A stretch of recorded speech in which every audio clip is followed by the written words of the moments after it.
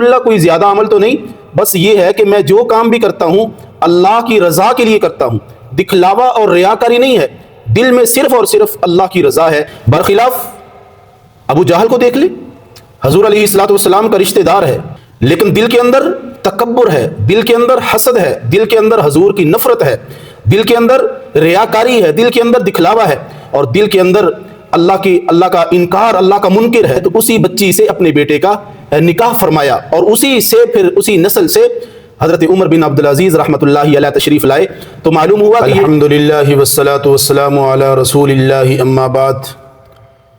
جناب امام الانبیاء صلی اللہ علیہ وسلم نے ارشاد فرمایا، ان اللہ لا ينظر الى صورکم واموالکم ولکن ينظر الى قلوبکم واعمالکم۔ صحیح مسلم میں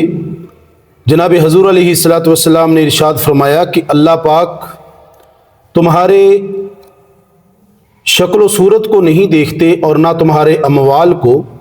بلکہ اللہ پاک تمہارے دلوں کو اور تمہارے اعمال کو دیکھتے ہیں۔ تو یہ مسلم شریف کے اندر حدیث مبارکہ ہے۔ اس حدیث مبارکہ کا مطلب یہ ہے کہ جناب رسول اللہ صلی اللہ علیہ وسلم نے ہمیں اللہ کا پیغام یہ دیا کہ اللہ پاک کو اپنے بندے کے جسم، چہرے، مال و دولت اور شکل و صورت سے کوئی غرض نہیں ہے، بلکہ اللہ پاک دیکھتے ہیں کہ ہمارا دل خالص ہے یا ریاکاری والا ہے، اور ہمارے اعمال نیک ہیں، خالص ہیں یا دکھلاوے والے ہیں۔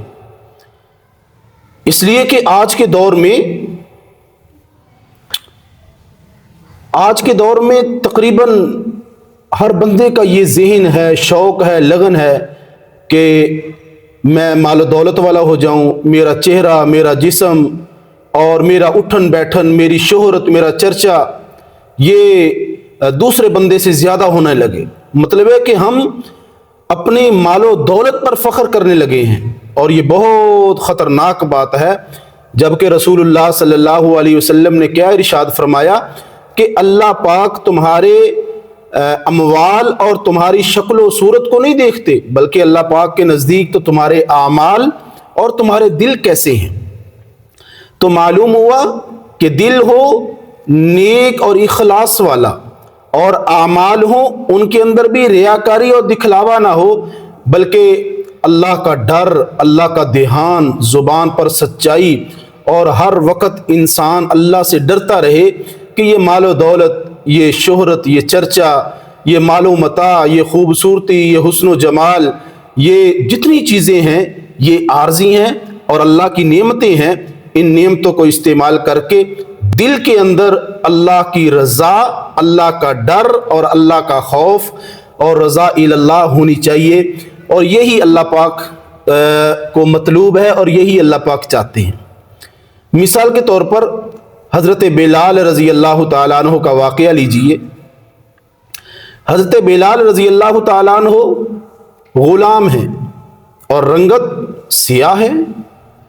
مالدار بھی نہیں ہے، غریب ہیں، لیکن اللہ پاک نے اتنا بلند مقام عطا فرمایا کہ بخاری شریف میں ہے کہ حضور علیہ الصلوۃ والسلام نے ایک دن ارشاد فرمایا، اے بلال تم کون سا عمل کرتے ہو، تمہاری کیا خصوصیت ہے کہ میں جنت میں گیا تو میں نے وہاں قدموں کی آہٹ کی آواز سنی، تو میں نے پوچھا یہ آواز کس کی ہے، تو بتایا گیا یا رسول اللہ یہ آپ کے غلام حضرت بلال رضی اللہ تعالی عنہ کے قدموں کی آہٹ ہے۔ عرض کی یا رسول اللہ کوئی زیادہ عمل تو نہیں، بس یہ ہے کہ میں جو کام بھی کرتا ہوں اللہ کی رضا کے لیے کرتا ہوں، دکھلاوا اور ریاکاری نہیں ہے، دل میں صرف اور صرف اللہ کی رضا ہے۔ میں جب بھی وضو کرتا ہوں تو اللہ کی رضا کے لیے خالصتاً 2 نفل پڑھ لیتا ہوں۔ میرے حضور بڑے خوش ہوئے، آپ نے فرمایا بس آپ کا یہ اخلاص اللہ کو اتنا پسند آیا۔ برخلاف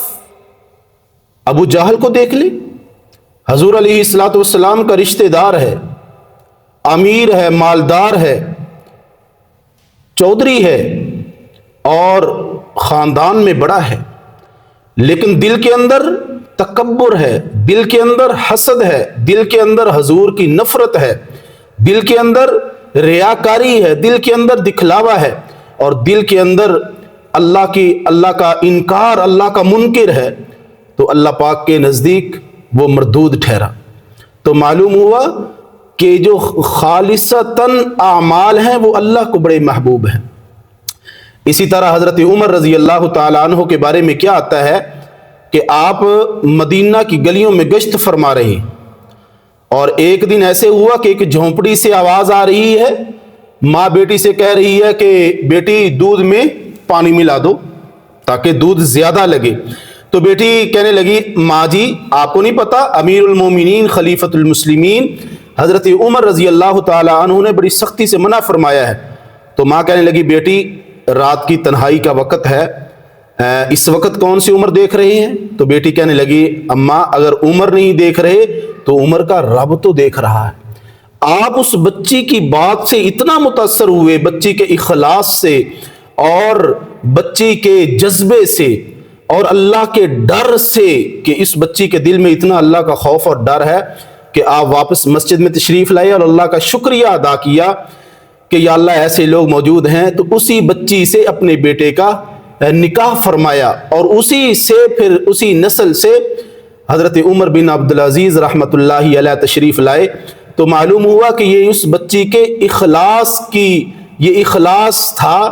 کہ وہ بچی تنہائی میں بھی اللہ کا ڈر اور اللہ کا خوف لے کر زندگی گزار رہی تھی۔ تو اللہ پاک کو اس بچی کی ادا کتنی پسند آئی۔ اور اسی طرح حضرت علی رضی اللہ تعالی عنہ کسی جنگ میں تشریف لے گئے،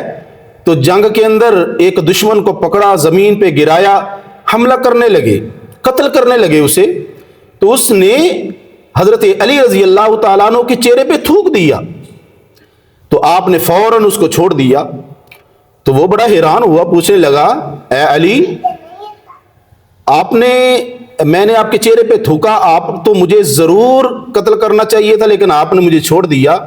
تو حضرت علی رضی اللہ تعالیٰ عنہ کیا فرماتے ہیں؟ فرمایا، میں یہ جو جہاد کرنے کے لیے آیا ہوں اپنی ذات کے لیے نہیں، اللہ کی رضا کے لیے، اللہ کی رضا کے لیے، حضور کی محبت میں آیا ہوں۔ اور میں نے جب تجھے گرایا تھا تو اللہ کی رضا مطلوب تھی، اور جب تو نے میرے چہرے پہ تھوک دیا تو یہ اگر میں تجھے قتل کرتا تو یہ میرا ذاتی غصہ تھا، اللہ کی رضا ختم ہو جانی تھی، تو اس لیے میں نے تجھے چھوڑ دیا۔ تو اس اخلاص اور اللہ کی رضا کا اتنا اثر ہوا اس کافر پر کہ فوراً اس نے کلمہ پڑھ کر وہ مسلمان ہو گیا۔ تو حاضرین اور ناظرین سامعین، زندگی کے اندر یہ بات پکی اور ٹھکی ذہن میں بٹھا لیں کہ عمل چاہے تھوڑا ہو